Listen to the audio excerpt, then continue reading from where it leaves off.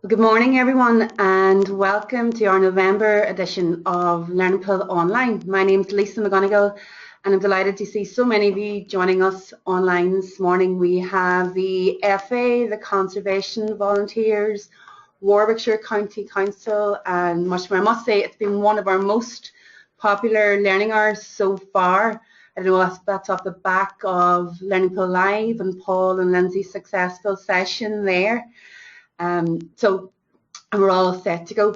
So I just want to make sure from an audio point of view that all our attendees can hear us okay. So you'll see a small orange hand beside your name. If you just raise that and let us know that you can hear us. Great stuff. Brilliant. Thanks, Fiona. Thanks, Gail. Fantastic. So today's webinar will explore how to create awesome e-learning, and joining me this morning is Learning Pill's Head of Content, Lindsey Coode, Head of Graphics, Paul Crumlish, and our Adapt Learning Design expert, Cara McConway. This morning's session should last approximately 45-50 minutes, and there will be an opportunity for you to interact with us throughout the session. There'll be a couple of quick polls, for example, for you to cast your vote. And down the right-hand side of the control panel, you'll see a questions box too. If you could just pop your questions on there, and we'll try our best to answer those online. So, well, let's kick things off. I was going to launch one of those polls to get a feel for how people feel about creating content with Adapt. So maybe it's all new to you. You feel as if you're progressing well on your Adapt journey, or you're at the stage now, 18 months down the line, that you're pretty confident, but of course you're keen to learn more as Adapt learning develops. Great stuff. I'll just give you another 10 seconds or so. Interesting results, Lindsey and Paul. What we have is just over. Yeah. Yep, feel free, Lindsey. That's okay. As I say, it looks like for about 50% of you, looking at Adapt is quite new. That's probably just the way things are at the moment, because obviously Adapt is still relatively new to the market and to our customers. So hopefully today's webinar will kind of help you on that journey. I'm also going to cover very briefly some of the basics at the beginning, so hopefully that will help you get up to speed quite quickly. And for those of you that are progressing well and already quite confident, hopefully this will just help you kind of polish your Adapt modules and just give them that extra little edge that kind of really makes them look great to your learners. So. Brilliant, great stuff. Paul, you have anything to add? No, I think that's. Yeah, it's well added. Thank you, Lindsey. So I'm going to pop you over to Lindsey now. Okay, welcome everyone. It's great to have so many of you with us.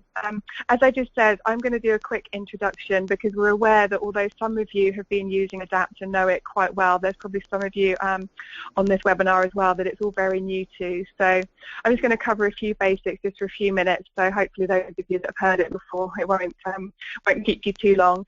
But so Adapt is obviously an e-learning content builder, and the reason it's called Adapt is because it adapts to the device that you're using. So the code behind it is always the same, so you only have to create one version of the course.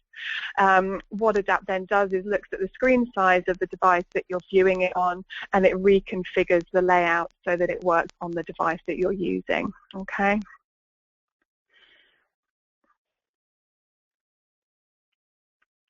So there are two parts to Adapt. The first one, which as you can see there looks pretty scary, is the framework. That's the open source code that is kind of sits behind the builder. The bit that you will see the most of is the Adapt builder itself. So that's kind of an easy to use interface that allows you to edit that code that sits behind it.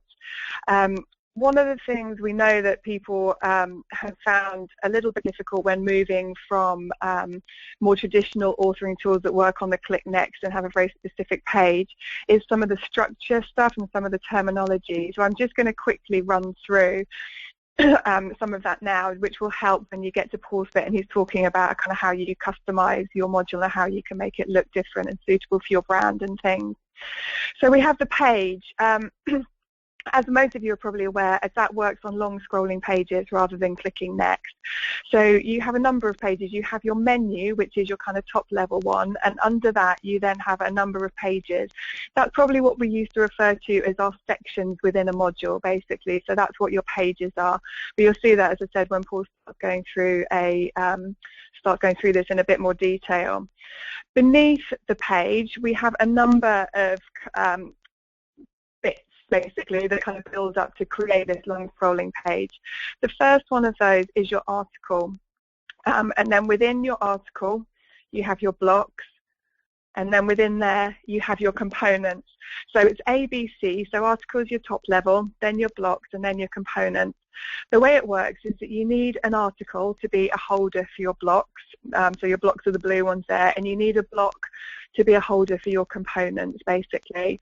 Blocks can have components side by side, or they can just have one that goes the full width, but they can only have one kind of vertical bit in there. If you want to then add more components, you need to add more blocks, basically, within your article, okay? It's just quite a good way of looking at the structure of it. The beauty of this is that it means that you can structure your pages and lay your pages out however you want to, basically. So you can see here, rather than being forced to have something whole page or to have something left or right, you can actually just bring it all together and make it into something that really works for your content. Okay, so hopefully that's given you a bit of background to kind of how that works, and I'm now going to hand over to Paul so he can start talking to you about how to make your e-learning modules look amazing. That's great, thank you. Lindsey? So anybody who was at Learning Pool Live will be a little bit familiar with some of the stuff that I'm going to cover today, but although during that presentation it was quite fast and sort of very brief. Today we're going to go into a bit more detail on how we customize some of our courses here. So what I have here is, this is a copy of one of our courses that we have on the Academy at the minute. What I'm going to do is make some changes initially to the menu page to show you how you can make this a little bit more engaging for your learners, and make some of the changes you'll probably want to make whenever you for example, if you take a course from our catalog and you want to make some changes, these are probably some of the ones that you would want to do for your own courses. So the first thing we're going to look at is we're going to jump onto the builder, and what I want to make sure in this case is that we're using the correct theme for this. So in this case we're going to use Salsa, which is already selected here, and we also want to make sure that we're using the correct menu, which is the box menu. So the reason we want to make sure that we're using Salsa for the menu is that it's got some extra features that we're going to make use of, and also depending on the theme that you choose, the options that are available to you in theme customization will differ. So if you're following this again later on, you want to make sure you're using Salsa. So within theme customization, what that allows us to do is to basically define some properties that we can then make use of within the course. So for example, maybe one of the first things that we would often do, or that you might often do whenever you're repurposing a course, would be to change the branding at the top. So in this case we have our little Learning Pool logo that we want to change to something that, say for example, if you had your own logo, you want to upload that. So as default this is set to use the Learning Pool logo, but we can change that by changing the use custom logo and setting that to true, and then we can go into our asset browser, and I have a few images tagged here for today's presentation. Now you can't actually see this because this is a white logo on a transparent background, but I'll select this logo and we'll press done, and you'll see that the logo now that we're going to use instead of the Learning Pool logo is now part of the theme customization. So if I preview this, I save this first, and then I'll preview. So obviously previewing takes a little bit of time. This is why we sort of trimmed this down a little bit for Learning Pool Live, that we try to cut out all the previews and we had this all pre-built, but you're going to see this all actually built in real time today, so bear with us whenever we have a few little moments. One of the questions, Paul, that we have received already, is it truly responsive? Yes. The output? Yes, everything from the app is truly responsive. I have a little example here. So this is a course that you can actually go and view today. It's live to view. This is one of our our showcase courses. Everything you need to know about Adapt. And if you go to www.learningpool.com, you'll be able to view this course yourself, and you can view this on mobiles or desktops or anything you want, and you can resize this on your desktop, or you can view it straight on your phone, and you'll be able to see that no matter what device you show this on or view this on, that it'll work as expected. And I can go into the pages here as well. Good stuff. Thank for you. Example. Okay, you see that all works fine. So let's just go back to our builder, and our preview should have built. So now you can see we've got our little logo in place. And the next thing that we're going to look at is the background menu image itself. So the background menu image is usually a pretty big part of all the menu images, or the menus of courses, where it's it used to obviously give you maybe a tone or sort of set up a bit of context for the course.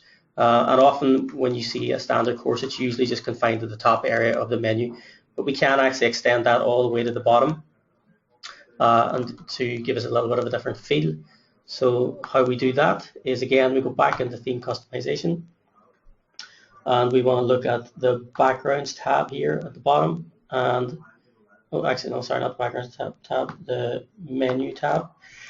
So you can see that at the minute we already have one image in there, which is the image that we can see here at the top of the menu, but we can also add in a second image at the bottom here. So we've got menu background top image, menu bottom background image. I'll select an asset again from some of the assets that I have set up today.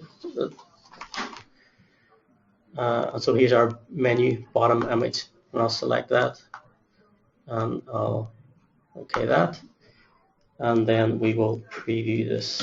Let's save that and preview.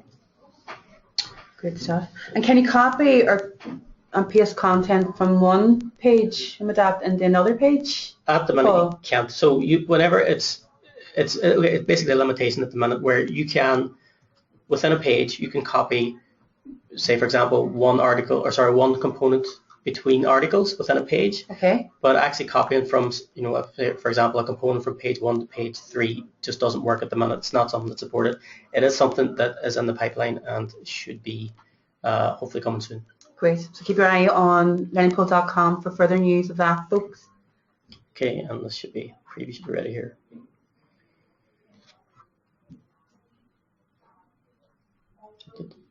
Soon, maybe, yes. Okay, so now you can see that having added the second image, the menu now extends all the way to the bottom of the page, and this just gives us like something a bit more visually engaging. Okay, so the next thing that we can do is maybe make some changes to the menu banner area, which is this area across the top, which usually contains the course title and a short description of the course. So we have some options available to us to customize this a little bit. So if I go back into the builder and back into theme customization, and in this case we're going to go all the way to the bottom to new features. And what we can do is we can make a few changes here, where we will change the banner width to 75%, and we will change the opacity of the menu banner to 100%. And we'll save that, and we'll preview that.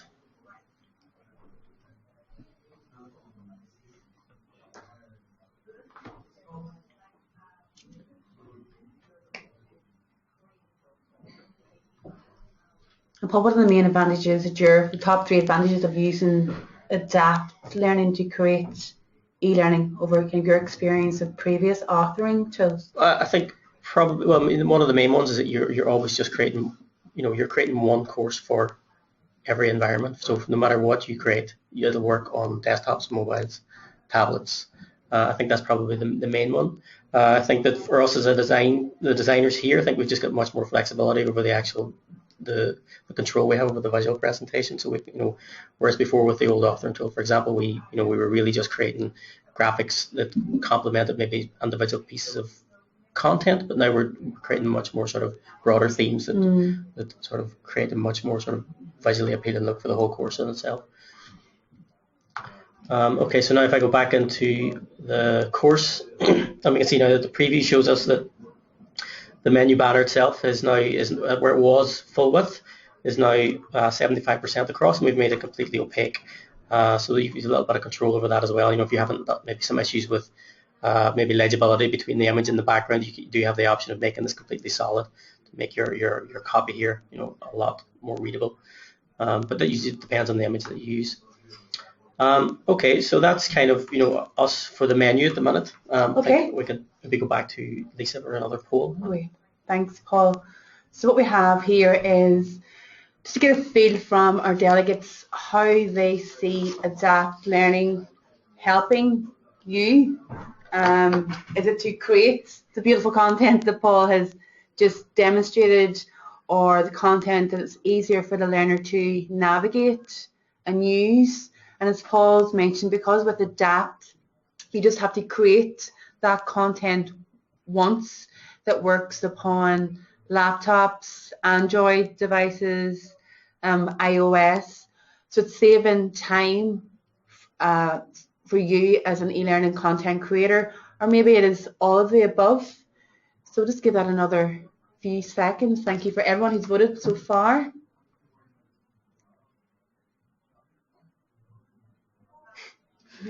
All of the above. What's your thoughts on that, Paul? I think that's great. Yeah, I mean, so I think so everybody really wants to do everything, which is good. I think that in terms of creating beautiful content, I think that this even just with a few tweaks in the builder, or even just using the standard options that are there, adding on graphics to the background menus and pages is a really easy way to make your content look really great and really good. It's just about making some good decisions around the images that you use. We did a previous webinar a few months back as well, which I think is still available on the Academy, that you can get some more information on where to find images and free resources that you can use to find them and prepare them for your courses. In terms of delivering easy content that's easy to navigate, I think that clearly Adapt at the minute is really easy to use, and on the front end that we try to create some really good simple menus that are very, I guess, easy to navigate, but we're also constantly working on sort of new versions of that and updating those, and that's always something that we're going to be pushing forward on as well. So do you have to be any type of technical experience, or is it easy for people to grasp? I think anyone can use it. I think to get yourself set up and with a course, either repurposing a course that exists or building a course from scratch. It's really simple to do. I don't really think it takes that much even training to do it. A lot of it's very intuitive, I find. Okay. But then if you do want to spend a bit more time and sort of put a bit more focus maybe on the graphics, once you've got your content done, once that's really solid, you just want to complement that or support that a bit better, then you can take some extra steps to sort of improve that as well. Absolutely. As Paul's mentioned, we have done webinars before, and we have those recordings on our YouTube channel, which I'll share with all our delegates. So they talk about building an Adapt course, theming it, and then finally publishing. So you're welcome to use those links to give you an insight on how easy it is to use Adapt. Then did you have anything to add to those poll results? No, I think Paul's covered most of it, so I think that's fine. Good stuff. Thank you. Okay. Okay.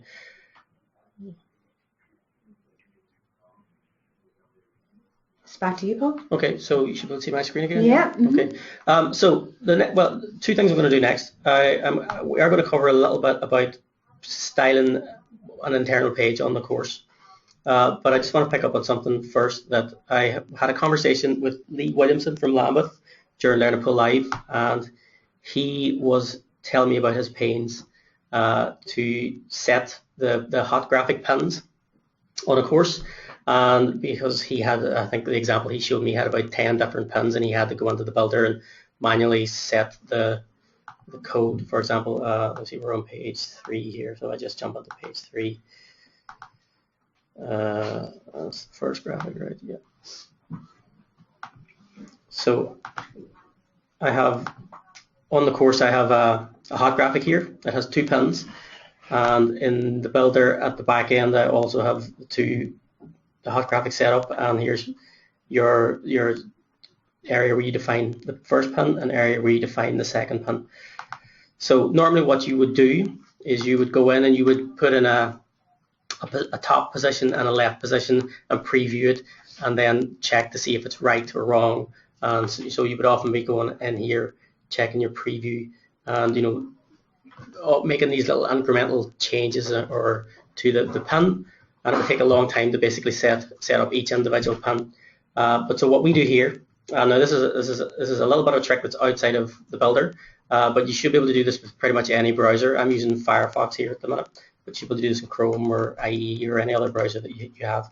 And what we do is, in the previewed course, we'll go to the hot graphic itself, and we will mouse over the pin, and we'll right click on the pin, and we will press inspect element. Now, the first thing you're going to be thinking of, this looks really complicated, but it's not. So what this does is it gives us another window below our main window, and you'll see that the actual part that's highlighted is the actual pin that we've just selected. So that should be all good. And you'll see over here on the right, we also get a few values, which is our top and left coordinates essentially of that pin. So what I can do here on the inspector, I can actually change the values here, and you'll see as I do that, it actually moves the pin in place on the actual hot graphic itself. Now if I press my up and down arrows, that'll move that by 1%. If I press shift and up and down, it'll move it by 10% at a time. So you can, let me just reset that to 0. So you can, you can fine tune that or make it jump about as you need. So I'm going to set that by pressing shift and my up arrow, I'm going to set that to 10%, so that shifts the pin down, and then from the top, and then on the value below that, I'm going to do the same, and I'm going to press shift and up, and that'll shift it in by 10. We will not make that so much there. We'll just sort of shift that back to about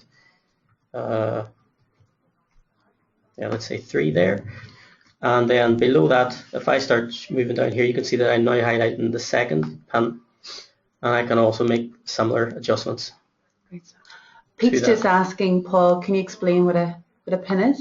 A pin. So a pin is on a hot graphic. A pin is essentially a point that you can define on an image that once the learner clicks on that, will pop up and give the learner some either feedback or additional information. Okay. So if I shift this over here, again by just adjusting these values. So now the two values that I'm left with, 10 and 5.5, are the two values that I should now put into, let me just close this. So are the two values that I'll now put into the actual pin position in the builder. So if I put 10 here and 55 here, and I OK that, I'll save that, and I'll preview that. So now if I go back into that page, let me just close this. And the course is launched again. So you'll see now that our actual pin has been placed at the exact value we were able to find from the browser itself. And then, as you say, once you actually click on the pin, you get this additional information, which you can also define in the builder. Okay, so obviously that's, this is probably something you'll maybe need to watch the recording again just to get it, maybe try that a few times. It's a little, takes a little bit to get used to, but once you get it, I think you'll find that it's really useful, particularly with hot graphics that have lots of different pins. So we'll go back now to the internal page that we want to style. And so normally a standard page without any styling usually takes a color from your, I think usually the sector color, and that'll be all the way through to the bottom of the page, and it'll have a background, basically a blank background. But normally what we would do for each course is we usually add an image on the back of each page. We'll often change the color of the components throughout the page. So how we'll do that to begin with is we'll go back to our course structure, and let's just take a look at theme customization. So what we want to do is, in the builder, if we go to backgrounds, you can see that, let me just run up here, yeah, backgrounds. So we have some colors defined here. So every time you define a color, for example, from background 1 to background 12, they're all given a class that you can then use in different parts of the course. So you could apply this to a page, or you could apply it to an article, or you could apply it to a block or a component, and it will then pull that color or image into that area of the course. So here we've got some color set up, and the one we were going to look at the minute is background color 2. And further down the page, you'll see that we also have some background images set up, and they also get classes as well. So we have the background image 2. So background color 2 and background image 2, we want to use that in the background of the page here and on the components. So to do that, I'm going to go into the settings of page 2. I'm going to edit that, and near the bottom here we have a settings section, and in the settings section we have an input field for classes. So this is where we want to add our class from background image 2 and background color 2. So if I type in here background image 2, space, and background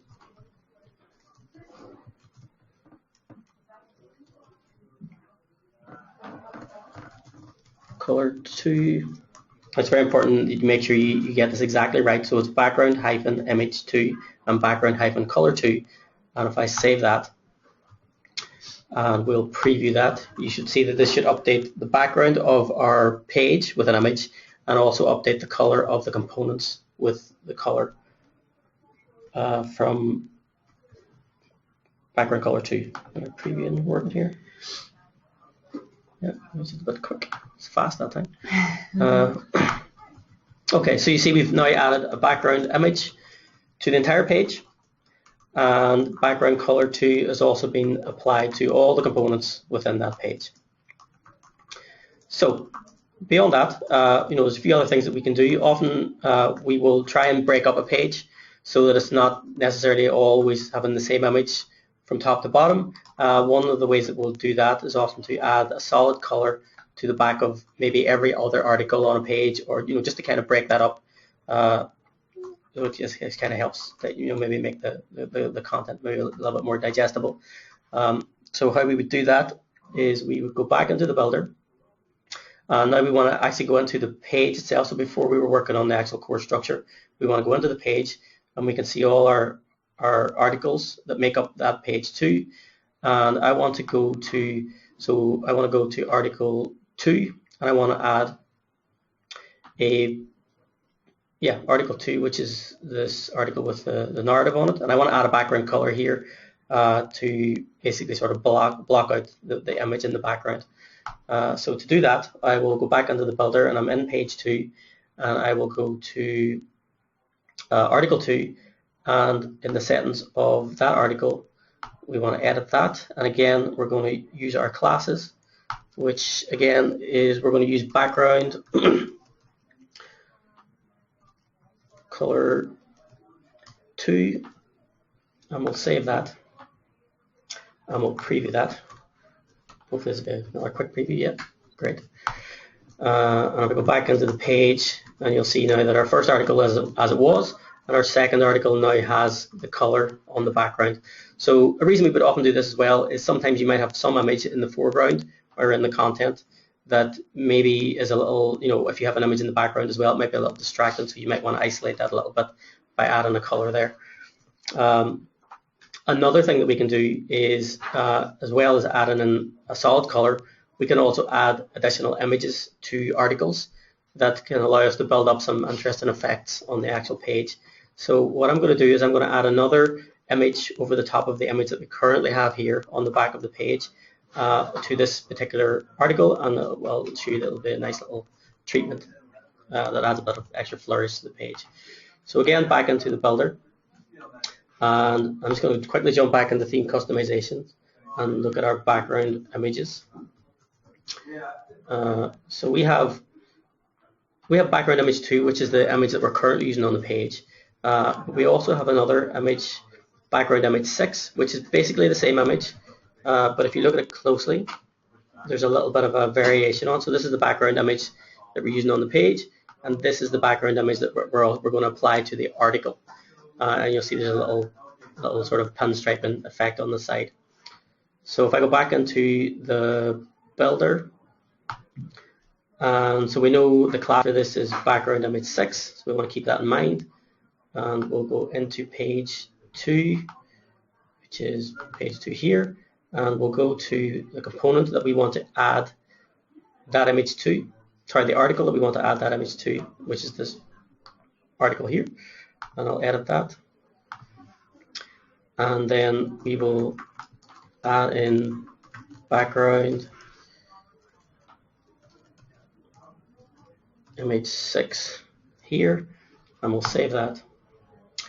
And then we'll preview this. This might take a little bit longer because it's an image preview. Oh, no, it's quick. That's great. And I'll go back into the page. And you see now if we scroll to the bottom that because these images, so we've added that image to the article background, and because that's overlaid on the original image, we now get this little interesting pinstriping effect as we scroll through the page. Now obviously this is nothing more than a visual flourish, but something that can, you can add to your course just to give it a little bit more zest. Yeah. Great. Yeah. Brilliant, Paul. Sounds and looks absolutely amazing. I think testament that is that we've been completely flooded with the highest number of questions ever, and due to time we may not be able to answer them all live in this morning's session, but I can assure that anyone who has sent a question in that we don't get to, we will follow up. What we'll do is we'll actually summarize everyone's questions from today's session, because people may be asking questions that maybe you didn't think of to ask, or you'd be interested in the answer, and we'll share that with all the delegates. But we'll do your best to answer the many that have come in. And Cara McConway, our Adapt Learning graphic experience designer, is going to join us in the Q&A session too. Cara, this may be one for you. Where off-the-shelf content is available, how easy it was the tools to make changes, especially branding and graphical ones? It's very easy. It's very easy to make changes to courses that we've already created.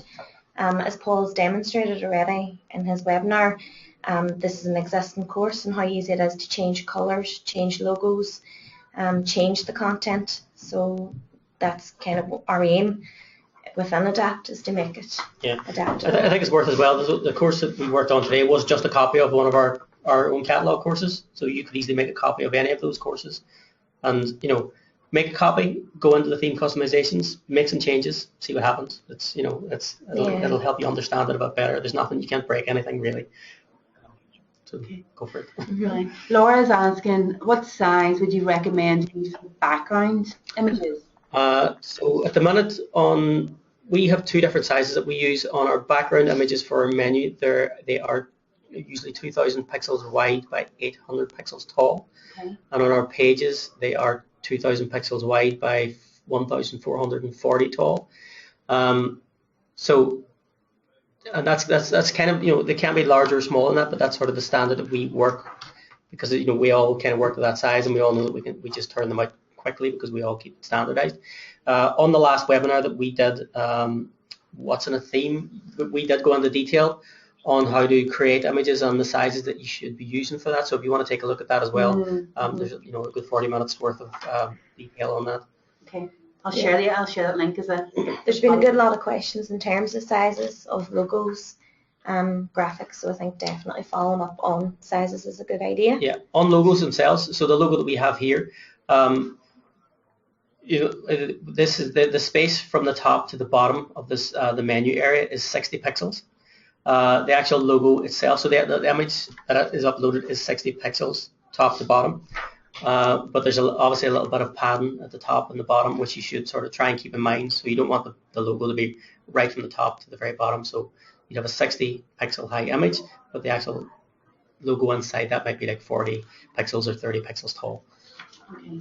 Lindsey, this is one possibly for you. Can courses built in Adapt be deployed over other platforms? That one's from Pete Fillard, that are SCORM compatible.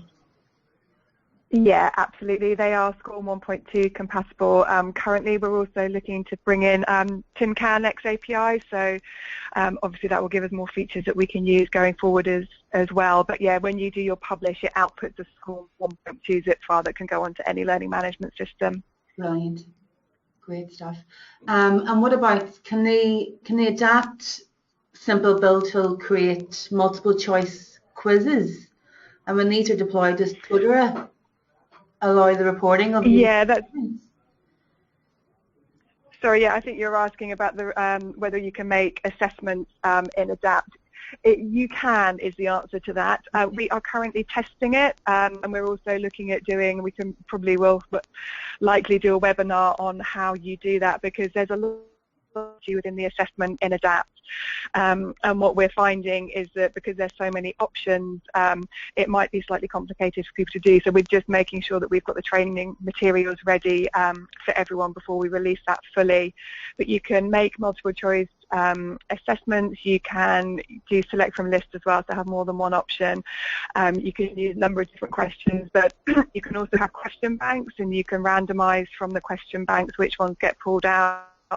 So it's quite a sophisticated system. As I said, we're just working our way through it, and we'll be doing some Captivate videos that show you that. But we can probably also do some webinars to help people get up to speed, and we're hoping that will be released in the next couple of weeks. Mm-hmm. In terms of how it links into Totara and, I mean, any LMS really, SCORM doesn't have the capacity to be able to give you question by question feedback. So if you're publishing a SCORM 1.2 onto a SCORM LMS, then you won't have that functionality. My understanding is that XAPI does, and that's something that we're looking at in a lot more detail. So hopefully within the next kind of 3 to 6 months, we'll be able to give you more information on that. But we're really keen that you can have assessments within modules that you can track by question, because we know that it's something that's really important to our customers. So hopefully we'll be able to tell you more about that soon. Sounds good, Lindsey. Thank you very much. As Lindsey's kind of indicated, we have webinars, and we do webinars in response to what our customers are looking to learn. So keep your eye on learningpool.com/events for those webinars as they're published. Maybe one for you, Cara. Jonathan Hughes is asking, can you add a colour to an individual block or component? The answer to that is yes, Jonathan. This is one of the new features of Salsa, where you can actually go and do your components individually and apply a class that allows you to change the colour of the block. It's actually a really nice feature that us as designers are really liking at the minute. I don't know if Paul can show you a quick demo here. So for example, on page 2, we already set background colour 2 for all the components. Mm-hmm. So we could also take background colour 1. Yeah. I'll just copy that. And we'll go jump back onto page 2 again. So, for example, if I wanted to change... Apply it to a text one. Let's see, like this one here, maybe? Yeah, pick the next one. So what was that? It was article 3. Yeah, so article 3, and if I go into the text component itself, and I apply that background color 1 here and save that, and preview that.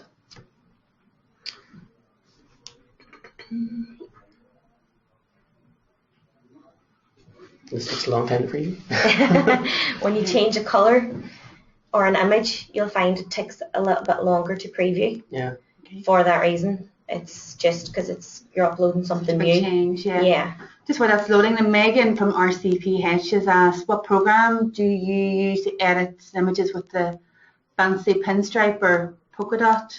Oh yeah, so here in the office we'd be using obviously Photoshop or Illustrator, but there is other free tools that you can use.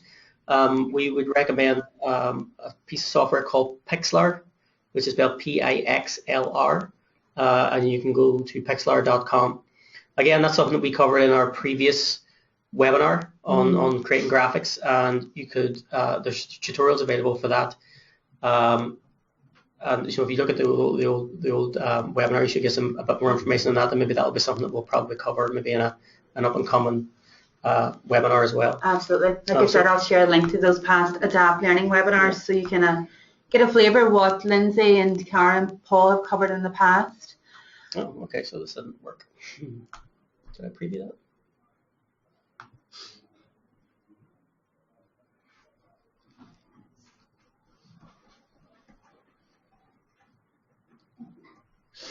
Okay. Right, okay, we seem to be having an issue with applying a colour there. Okay. Something linked to that, Paul, and Sarah Kelly has asked when we covered marker pins. People seem to love the marker pins on the hot graphics. So Sarah's asked, are the marker pins customizable? Can you change colour or? So they do draw colour from the theme customization settings at the moment. I think it's the sector colour, is it, or something? Yes. Yeah, but I mean, other than that, you can't really change them. So I wouldn't. You can't change. For example, that we are doing some work around maybe making different types of pins available to you, but at the minute it's kind of limited to what's there. Okay, that's good. Michelle's has commented about the fantastic shortcuts you gave for hot graphics. She confesses that she's been avoiding them because of how frustrating they were. Not anymore. Yeah, so that's actually going to get easier as well. So the tricks that I was showing you is we've been using in the office for a while, but they are working on an actual proper interface for the builder that will allow you to define those much easier than, so you won't have to go into the browser and use the inspect. You'll be able to actually pick the point on the image within the builder itself. Great stuff. Are there any plans to make those pins resizable, Paul? At the minute, I don't know, but that could be something that we could put forward as a suggestion. There's, there will be options around that at some point in the future. Okay. So Stevie has asked, can you change the fonts on the menu page, Karen? Yes, the answer to that is, Stevie, there is within theme customization, if you scroll down, you'll find a font section. There's a few fonts within there that you can change. You can you, Paul, upload new fonts? So you can, let's just take a look at the fonts here. So this is the fonts in the customization. You can only use Google fonts, which is our only restriction, but there's a lot of Google fonts available. There are a few fonts that are built into the builder itself, and so you can select from any of these. But if you want, you can use a custom font. Again, obviously this has to be a Google font, but you can set this to true, and then you can go into Google Fonts. Let's see.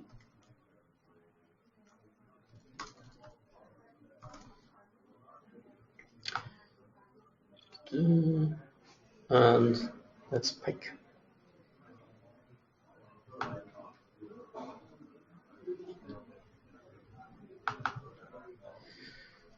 Let me see, where's the details?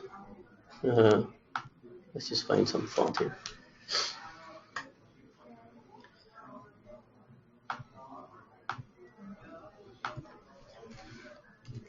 Okay.